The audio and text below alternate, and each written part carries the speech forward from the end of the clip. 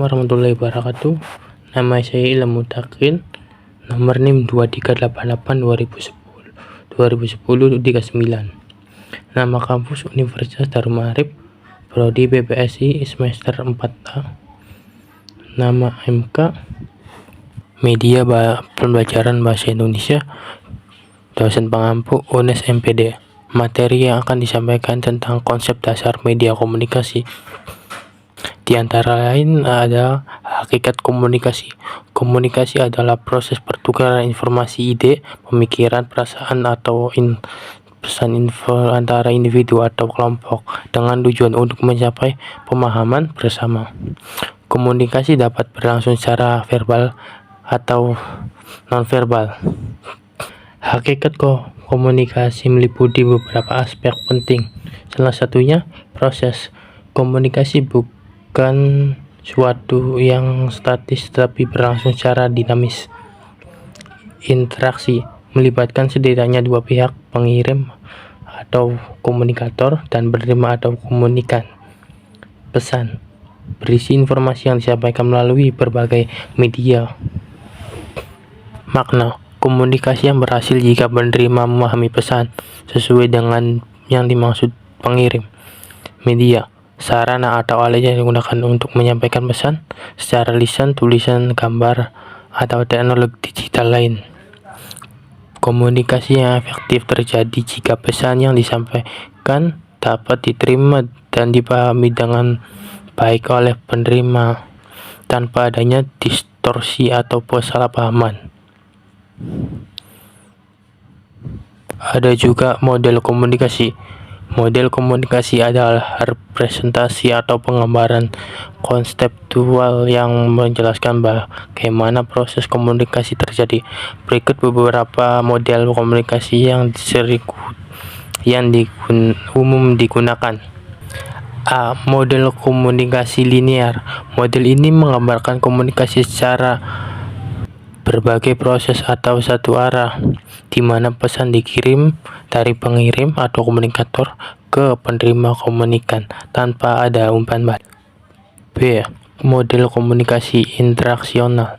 Model ini menggambarkan komunikasi sebagai proses dua arah, di mana penerima dapat memberikan umpan balik kepada pengirim. Contoh model interaksional menekankan bahwa komunikasi terjadi dalam proses timbal balik dari pengaruh oleh pengalaman serta latar belakang. C. Model komunikasi transaksional. Model ini menunjukkan bahwa komunikasi berlangsung secara simultan, di mana pengirim dan penerima berinteraksi secara bersamaan dan saling mempengaruhi. Contoh model transaksional menjelaskan bahwa komunikasi terjadi dalam konteks sosial, melibatkan banyak faktor seperti persepsi, budaya, dan pengalaman individu. Dan ada juga fungsi media komunikasi. Media komunikasi adalah sarana yang digunakan untuk menyampaikan pesan dari pengirim ke penerima. Fungsinya sangat beragam, tergantung pada tujuan komunikasi dan jenis media yang digunakan. Berikut adalah beberapa fungsi utama media komunikasi. 1. Informatif. Media komunikasi berperan dalam menyebarkan informasi kepada individu atau masyarakat secara luas. Contohnya, berita di televisi, radio, atau portal media online. Media sosial yang digunakan untuk berbagai informasi terbaru, buku dan jurnal yang menyebarkan info pengetahuan. 2. Fungsi edukatif. Media komunikasi digunakan untuk sebagai alat mendidik dan meningkatkan pengetahuan masyarakat.